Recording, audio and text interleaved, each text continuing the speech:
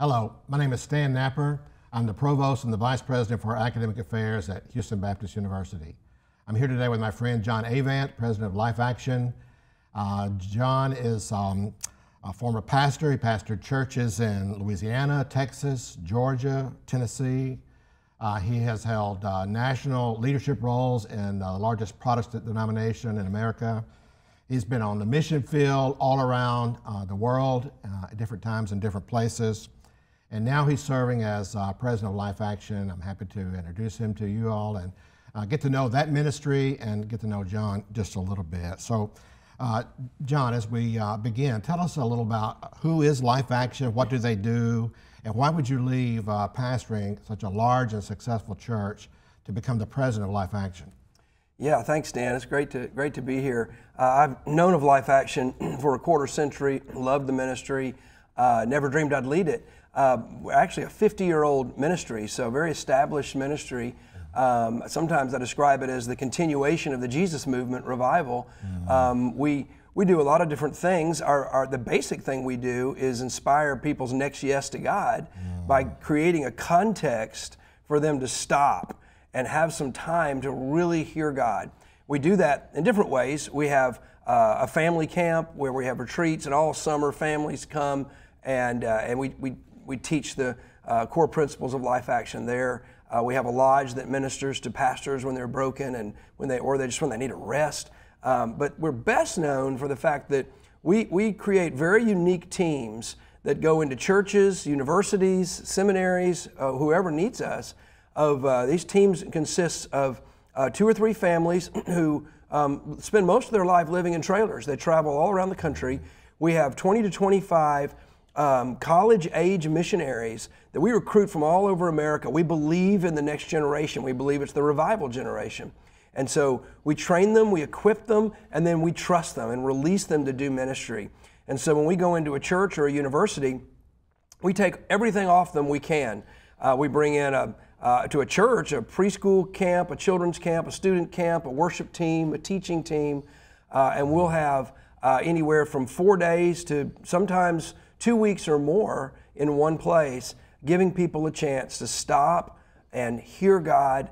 And so we work and consult with church staffs, with church leaders, and then have large-scale church events. And we see God do amazing things every week in what we call revival. And it's the passion of my life to be a part of it. As a large church pastor, I saw God bring movements of His Spirit, especially once in the early years of my ministry, in a way that really made a difference across the country. But you asked me why I would leave an 8,000 member church to do this. It's because in this stage of my life, I believe the only hope in this nation is revival. And I want to be a part of planting seeds everywhere I can. And rather than serving one church, I want to serve pastors. I want to serve leaders wherever we find them. And most importantly, the next generation, preparing them to be the leaders that prayerfully really become a revival generation. The church in America is really in a sick place, but there's hope, and the hope is revival. And I wanted to be a part of that, and that's why I'm doing what I'm doing. Yes. And I just want to testify briefly how God used Life Action ministry over 30 years ago, and my life, my wife's life, and it's an impact and some decisions. We learned to say yes to God in ways that we are still living in 30 years later. And then a different Life Action crew came back to that same church many years later and made a significant impact on the life of my children, who were in their teens and 20s at the time. And we certainly have been blessed for many years by this ministry. And I have a desire, a prayer that many other families, especially those at HBU, can be affected in a similar way. I know, John, that you've been a student of revival in your PhD work, and you've written books about revival. And do you mind just sharing a little bit about what is revival, and who needs revival, and what does revival do for a nation or for an individual? Yeah. Sometimes we talk about big R and little r revival. When we talk about little r revival, we're talking about personal revival, a revival that may affect a church, for instance. Everyone needs revival. The word revival simply means new life. And you think wherever you are, whatever you're dealing with right now, there are probably regular times in your life where you think, man, I just need refreshing. I'm not really in a good place. Or I feel a little distant from the Lord. Maybe I'm just dealing with doubt, struggles. I'm not sure what's happening in my spiritual life. So revival itself can only take place in someone who has made a decision to be a follower of Jesus. Mm-hmm. We often say you can't be revived until you're vived. Yeah. So revival means new, revive, life. And so that's the basic, simple definition of revival. Everyone needs that.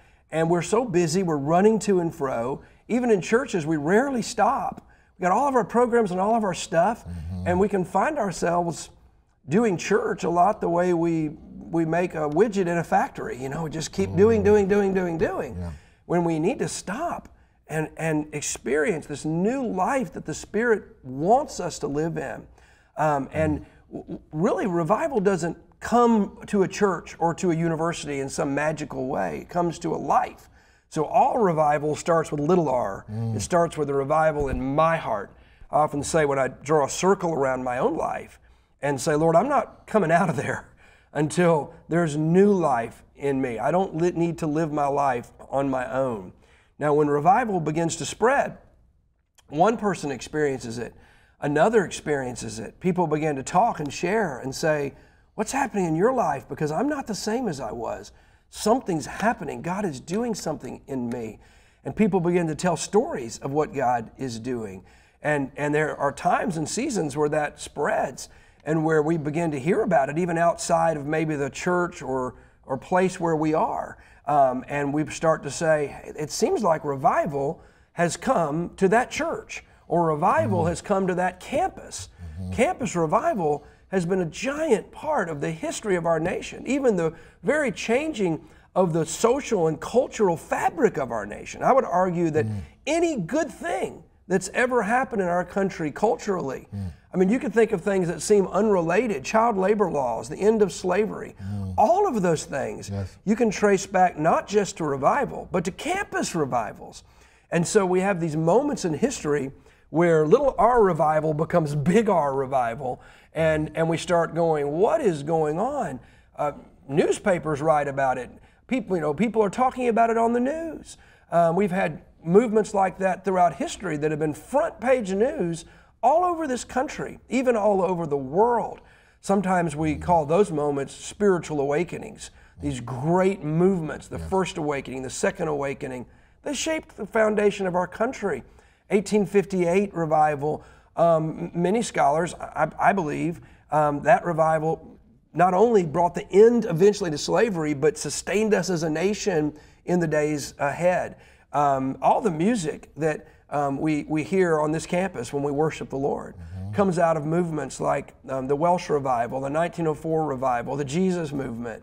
And a lot of these things are almost unknown to most believers. But every single follower of Jesus, the experience you have today with Him is drawn from great revival movements of the past. And that's why this is such a passion to me. John, I'm curious, when revival happens in America, and revival happens sometimes in other parts of the world, is it different? How is it different in churches in America when revival happens versus some other places, dark places, persecuted places? Yeah, actually, when revival happens, God is God. He works in different ways. But when we study both biblically and historically, there are patterns of revival that seem to be very similar wherever it comes. There are responses we have to God that seem to be similar. Right now, what we see, though, is revival is widespread in the persecuted church, but not yet widespread in the American church. Although I'm wondering, I'm talking about even in the last few months, if we're seeing a beginning to a change in that. When you turn on the news and you hear stories about Iran and stories about Afghanistan and stories about North Korea, and you can almost name your country if really bad things happen there. I always encourage people, please, please don't immediately begin to think about all the evil people in those countries, because each one of those countries likely has an evil government, and they also have an explosive movement of the Spirit of God among the people. Iran, for instance, more Muslims have come to Jesus in Iran and in much of the Muslim world in the last 15 years than the previous 1,500 years. And really, the Iranian government has no idea what to do with what's happening there right now. Many of the mosques are simply empty. The younger generation largely rejects a lot of what they've seen in Islam because they equate it with ISIS. But they're running to find out this message of hope and life and peace and freedom and grace, and this message that says you can have life and know you have it. And largely what's happening in Iran is a movement with no organizational structure, no denominations, no offices, no buildings, and much of it is led by women, many of them who were former prostitutes. And it is exploding across the nation. Many people, many sociologists and missiologists would state the number of believers in Iran now. I'm talking about believers. Any believer there knows they may die for their faith. These are not cultural Christians. Yeah. At somewhere between 1 and 3 million, it's hard to know a number, but a million is the low number. Now, 20 years ago, there were about 100. So right there, you see, in a place where you know your prison and death may await you. But when you have only Jesus, sometimes then you get all of Jesus. And here in America, most American Christians have looked at Jesus as their co-pilot or somebody, to help them when they really need it. In a place like Iran, they say, Jesus, here's my life. Life, death is yours. And the Lord says, now there's a son or daughter I can use, and he pours himself out. Now, there's no reason we can't experience that in America. But so far, we've been very cultural in our faith. COVID may have changed that. Many churches are 2/3, a half what they once were in size. But those that are left, what we're seeing at Life Action is those that are left are saying, God, we're hopeless without you. We're desperate for you. And that's where the key might come for us to begin to see the kind of movement of God that the persecuted church has been seeing now for 15 or 20 years. Yeah. For me personally, revival came at the time when I really realized that God is real and true and alive, living and active and sharp enough to reach into your heart and expose those things that are ungodly in order to replace it with things that are godly. And when you talk about the persecuted church, to me that's people coming to realize, oh, God is real. Yeah. God is true. God is alive. John, there's another thing I want to ask you about. I know that you pastored churches where racial conflict was damaging. Yeah. And our nation has seen racial conflict for decades, but even in the last year or two, some severe conflict that hurts. So what healing or help have you also seen, and what must we do to be loving and united? Yes. My wife and I were discipled by a Nigerian man, and it changed our lives. My father saw the grip of racism growing up in Alabama, and one day he saw a young black man, really a teenager, his age. They were working together, and he was beaten almost to death by some of my dad's friends because he drank from a water hose in 100-degree heat in the summer, working all day. They wanted him to work with no water because they didn't want to drink from the same hose. And my father he didn't know what to do, but he was shattered by that. He raised us to say there's got to be something different than this hatred with which I grew up. And so early on, this was my heart's desire. We saw a revival movement, a big R kind of movement that spread in our church, in our city in 1995 and 96 in Brownwood, Texas, small town, Howard Payne University as well. And it changed our city. We saw racial reconciliation that nobody had ever dreamed about seeing in our town. And it began to spread. After a couple of years of that incredible movement, I was asked to pastor a church in South Atlanta, a church that was sitting in really a wealthy African-American community, and we were all Anglo. The entire church was Anglo. And the leaders knew that wasn't right, but didn't know what to do. I knew it wasn't right and thought I knew what to do. And I was a very naive, stupid young man and a very poor leader. So a lot of the conflict we dealt with, I think, was just my fault, because I did what a lot of people are doing today. I assumed that anger was the answer.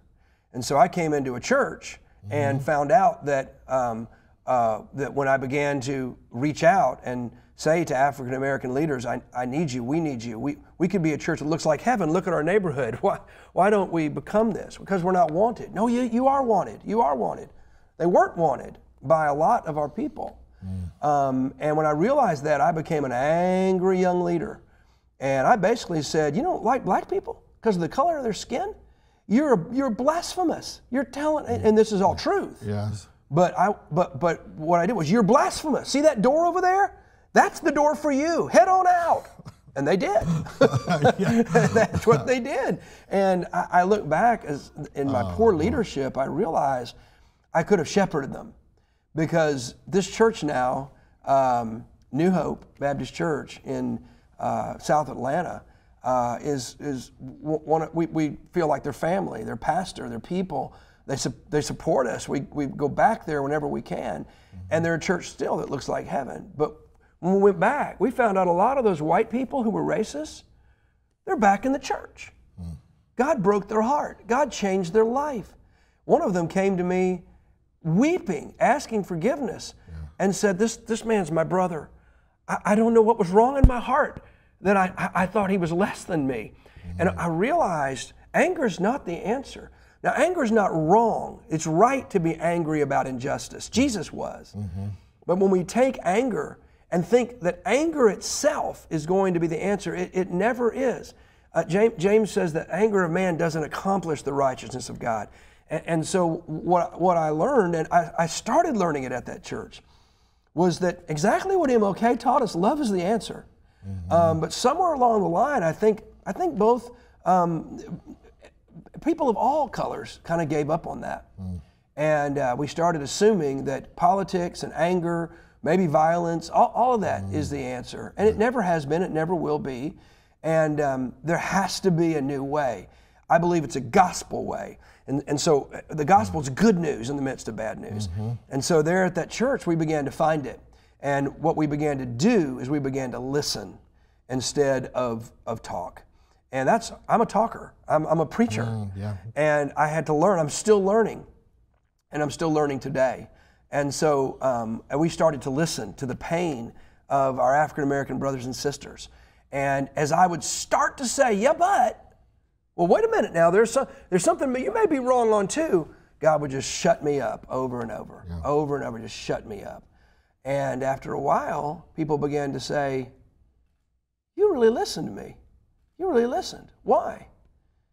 And I'd find tears coming to my eyes. And I said, because the more I listen to you, the more I love you. And the more I listen to you, the more I hear your pain. And the less my arguments matter. It doesn't matter if you're right or wrong, but everything you've said, the fact is you're my sister or my brother and you're hurting. And I haven't listened before. And you know what? When you listen long enough, you can grieve with someone. I have never in my life been holding someone in my arms crying and then have them release that grip and punch me. Never. You can't, it's almost impossible to hate someone you grieve with, to fight with somebody you grieve with. So in this day and time, the reason why, here on this campus, it's me and African American partners that we love and work with. The reason why we can do this together is not because we agree on everything. To be honest, I don't even know what we agree or disagree on. We don't really go there very much. We listen and we grieve, and then we say, let's do the gospel together. Let's do the gospel together. We talk a ton about justice in our day. The Bible never tells us to talk about justice. It tells us to do it, to do it. And so that's what I believe in this day. If God's people would do two things: listen well enough until you can grieve with your brother and sister. And that really needs to start from those of us that are of a lighter shade of skin. If we'll listen and grieve, and then number two, start doing justice. One black pastor in the community where I live I was listening to him, and he was very upset about a lot of things. And he was right on target, I think, about at least most of it, maybe all of it. Didn't matter. And when we finished, I said, what's the next step, do you think? And he said, you wouldn't do the next step. Mm. And I said, really? He said, it's January. He said, next step, why don't you come march at MLK Day? Now, he didn't know me very well. Mm. And I said, oh, I was going to ask you to march with me. I said, that's something that I've done all of my life for many, many years. Mm-hmm. And he's going, really? And then he started asking me questions. And then he found out about my church. Mm-hmm. And then we're both listening. And so we marched down the streets together of Knoxville. He and I and the members of my church, and keeps looking at us, and we're looking around, and I realized there's not very many white people here. That's a problem. Yeah. But do it. Go do it. And then we were able to say, now what should we do in this community? And then we start doing that, and we do the next thing, and the next thing, and the next thing together. That's the gospel. That's what Jesus did. He walked around doing justice, loving people. Sometimes when he was talking, he would say to people, look, you don't really need to be here. People, after he fed 5,000 people, they showed up the next day. He goes, you guys just want more fish sandwiches. You're just back for more food. And they all left. Yeah. Yeah. So he wasn't always interested in talking to the crowd. He was interested in healing, loving, doing the gospel. If we get back to that again, God will move. He'll heal us. Yes. Yeah, that's beautiful. Thank you for that reminder, because I know it's on our campus, these questions come up, and the opportunities to listen come up too, if we will, and we're trying. So you're here on the HBU campus now to share the gospel of Jesus with our faculty, staff, and students. And we are seeing tremendous, overwhelming response these last few days. But would you share with our viewers who couldn't be on campus to witness, what is the basic message that you and Life Action are sharing with our family this week? Yeah, and our responsibility is just to share what the gospel says. And we've done this for years. And there have been seasons where we go, not sure anybody's listening, is God moving? And that's not unusual, by the way. The prophet Isaiah, the Lord told him 90% of people aren't going to listen to you. And at the end of his ministry, they killed him. So it's not our responsibility what happens when we proclaim what God says. But what's really cool about right now is a lot is happening. And everywhere our teams go, we have 3 teams on the road all the time right now. And I'm home like 1 day in 30 to wash clothes these days. But God is working. People are coming to faith. We're seeing it here on campus in ways I haven't seen on a college campus in 26 years. But I said the same thing 2 weeks ago when we saw it at Howard Payne University. Mm-hmm. So twice in 3 weeks I've said, I haven't seen anything like this in 26 years. We're seeing it in churches as well, though. We're starting to sense this may be a season where people are going, God, we need to listen. We're broken. We don't have hope unless it's you. And what we teach is simple. What we teach is God is not stingy. He's not saying to us, hey, you know what? I really love those folks over in Iran and Afghanistan, mm-hmm. Korea, where I'm moving. Don't like you Americans much. No, mm-hmm. He loves us, and He's waiting for us to say yes. And really, we call them our 6 responses, mm-hmm. just 6 simple ways. Honesty. Come on. We're a mess. We're broken. Mm-hmm. We need Him. Let's put away church games and just get transparent and real with each other. Our churches have to change. Our universities have to change.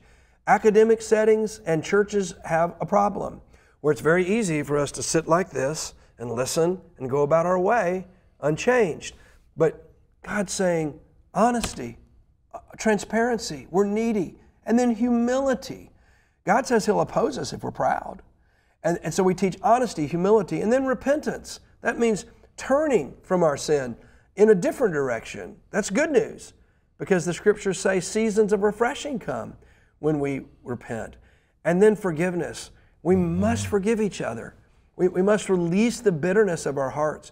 When we do those 4 things, 5 and 6 are much easier. Obey God, number 5. Just say yes. Hear Him.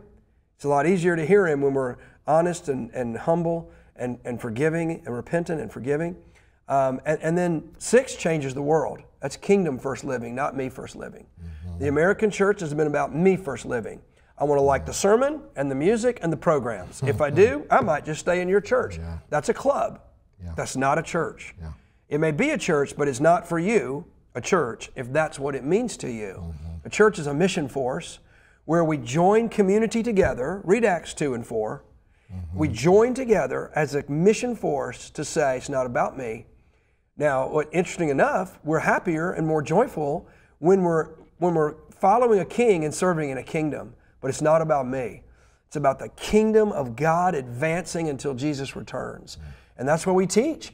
And when people say yes to it, we can slip out and go our way to the next place because God's going to move, He's going to work, He's going to rock their world, and things are going to change, and they'll keep changing.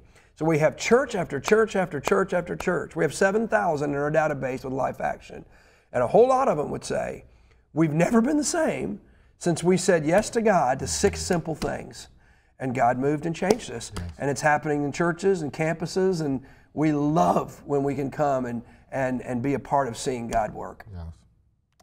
And if any of our viewers wanted to learn more about Life Action, I would recommend starting with the website, lifeaction.org. You can find resources, testimonies, learn more about the road teams, some of the other ministry programs that Life Action offers at their headquarters in Michigan, and there are so many other resources. Social media is available for Life Action. You can see video and photos of what God's doing at some of these events. And if you're interested in learning more about HBU and some of the testimonies that we're seeing this week, you should follow us on social media, and you can start at the basic HBU website, www.hbu.edu. In the last minute or so, John, would you mind sharing your vision, your hope, or your blessing for our campus, Yes. HBU? Well, we're seeing it, I think, really beginning to come to pass. We're seeing students come to faith for the first time in large numbers. Every time we're meeting, we're seeing it. It's not something we planned. We don't have a program to an evangelistic program. We just simply share the gospel, and people are just responding, and that's unusual. That needs to continue. That needs to continue. The students and faculty need to share what Jesus is doing in their lives with others, and have conversations, listen to each other, share the good news of Jesus, and people will continue to become His followers as they're doing right now. And then this campus also needs to continue to pursue the combination of the best of academics, because God made our minds. I'm a believer. I studied until they made me stop. All right? So I'm a believer in the academic community. But academics without revival is one of the most dangerous things on this planet. Wow. Because it takes our mind and says our mind can figure it all out. And anywhere we look, that is deadly. Yeah. But when we take the best, the sharpest of our minds and say, Jesus, we are yours. You are Lord of our life. We're not Lord of ourselves. Take everything we're learning, take everything we experience, and then take us to your world to go viral with what you're doing. That is one of the most powerful forces in the world. And that is why campus revival has meant so much. So I would just say to everybody watching, I want to bless you in the name of Jesus. But a blessing in the Bible is always a commissioning. You're never blessed just for yourself. When I finish our event here, our conference here, that's what I'll teach and it's what I'll share. How when the Lord blesses us, He always sends us. So receive the blessing of the Lord today. His favor is there for you. How can I say that I don't know you? Because it's all about grace. He loves you no matter who you are and what you've done. And if you want His favor and His blessing, He's paid the price on the cross for you to have it. So run to Him. Receive Him. Say right now, you are my Lord. And when He is, His blessing will fill your life. And then recognize that you are now His missionary. You are sent for the remainder of your days to be His ambassador. And if you will do that with friends who you have here at this university, and for the rest of your life, you hold each other accountable, you walk together, you go everywhere God sends you, you will be a part of this viral movement called revival. You can change the world until Jesus comes. That's the blessing and the commissioning of God for your life right now. Thank you, John. God bless you. God bless Life Action. God bless HBU and all of our faculty, staff, students, alumni, and friends. And good day. Thank you, Stan.